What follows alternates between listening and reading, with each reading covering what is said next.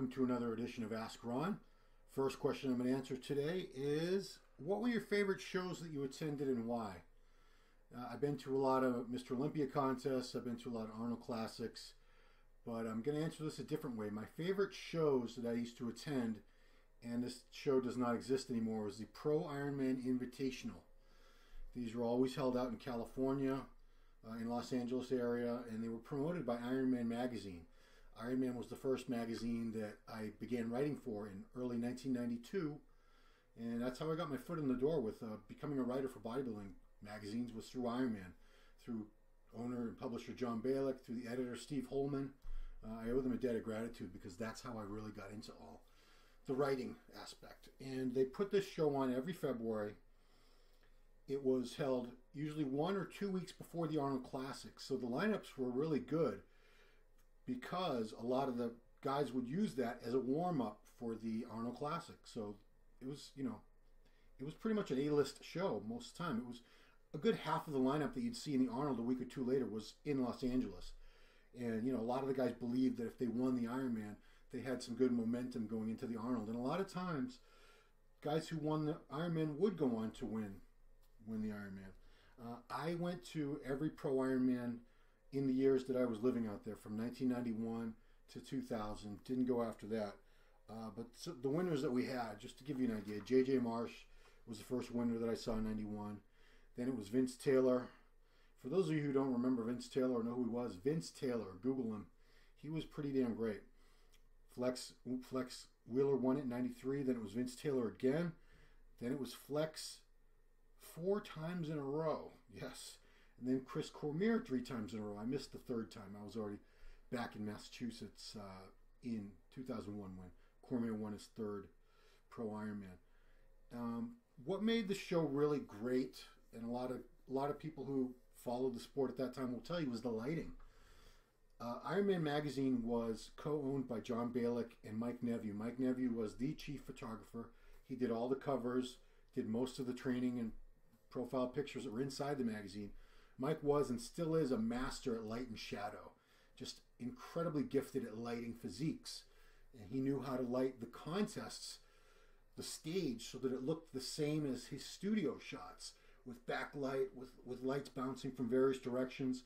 He knew how to sculpt the light to make these guys look even better than they really did, because you'd see them at the Ironman, you'd see the pictures, and then you'd see them a week or two later, and you go, not quite as impressive. The physiques really didn't change, obviously, in a week or two. It was the lighting. And not to say the Arnold doesn't have good lighting, but the Pro Ironman lighting was on another level. Never seen anything like it before or since.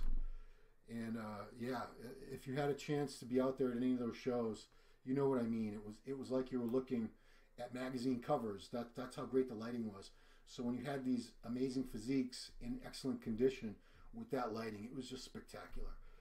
I like this show because it was really familiar to me. Most of them were held at a building that's now called Redondo Beach Performing Arts Center. At the time, it was called Aviation Auditorium in Redondo Beach.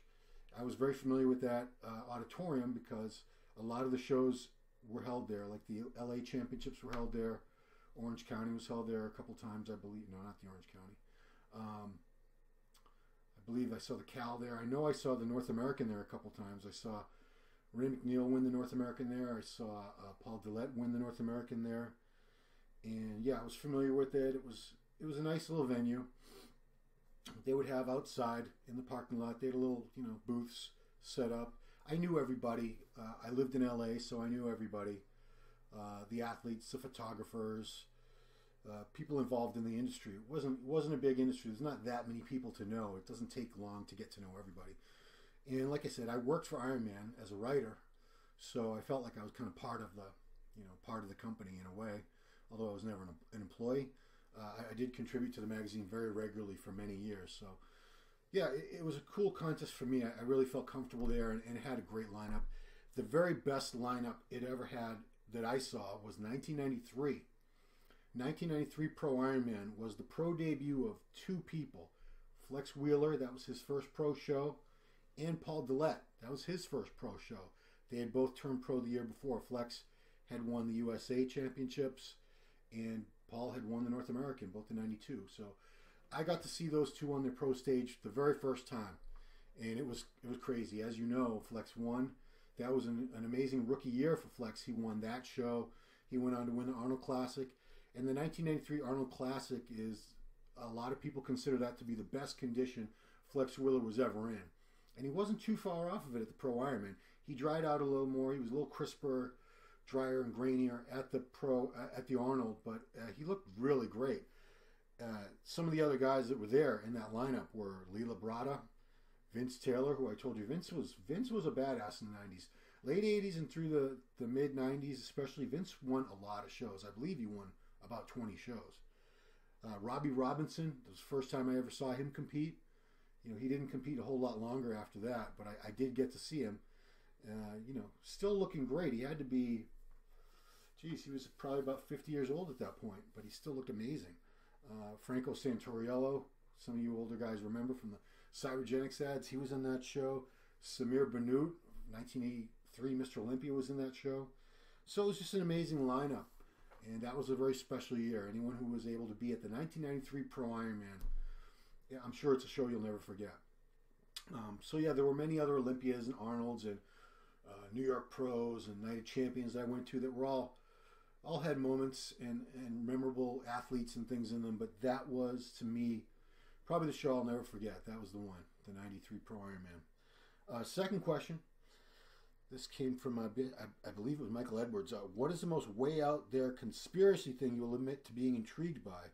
Time travel, Bigfoot, lake monsters, UFOs, alien abduction, ghosts, demons. None of those are really conspiracy theories. They're all things that a lot of people don't believe in. I believe in most of those, and I'm kind of embarrassed to say it because Bigfoot is something like my late dad believed in Bigfoot too. He was intrigued by the whole concept that there might be these giant hominids living in the forest scattered all around North America. And there are many other countries that have very similar types of creatures reported. There have been many, many tens of thousands of eyewitness accounts, some pictures, some videos, film, but no hard evidence. We've yet to find a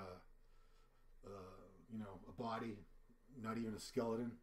So it's kind of hard to assert that there is a Bigfoot, a race of Bigfoots, when we have absolutely no evidence. But I do believe I'd feel very vindicated if we ever did find absolute proof of it. Time travel, I don't think that's out of the realm of possibility. I mean, technology's come very far in my own lifetime, and you know, I'm 49. I've seen such leaps and bounds in technology since I was a small child to today. I can imagine in another lifetime, another 50 years, or another 100 years, 200 years, if there's still a human race alive, would we not have the technology for time travel if it doesn't exist now? I don't know if it exists now, but I don't think that's impossible. I think that's something that scientists, physicists could eventually figure out how to manipulate and travel through time. And there are a lot of stories about alleged time travelers that, you know, I hear things. I've read things like stock guys who got every single stock in the stock market right for like 1,000 straight trades, and then they disappeared. Things like that, just weird stuff. UFOs, absolutely. I believe in UFOs. I don't believe that we're the only ones in this universe with that are intelligent, and I do believe they're in this infinite, vast universe. There's got to be some sentient beings that are intelligent enough to have intergalactic travel. I don't think that's too crazy when you look at how big the universe is, how many stars, how many planets.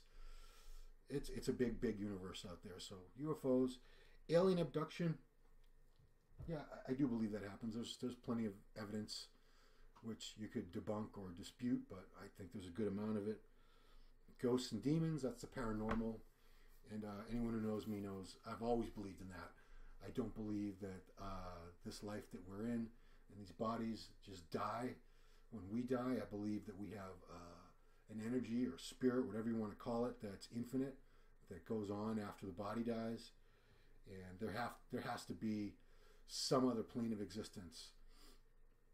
As for demons and stuff, you know, like, I don't want to alienate too many people thinking I'm crazy, but yeah, I do believe in good and evil as actual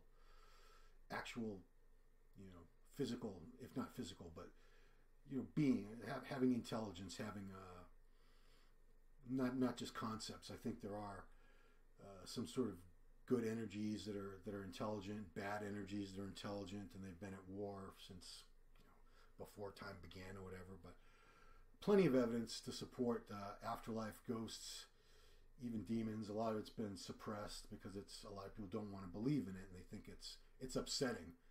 It's very upsetting to think that there are these things that exist, but there's a lot of things in this world and beyond this world that we don't understand and we don't necessarily are going to be comfortable with, but that doesn't mean they're not real. So try to keep it pretty short. That's it. Thanks for watching. Keep the questions coming in, and I'll talk to you next time.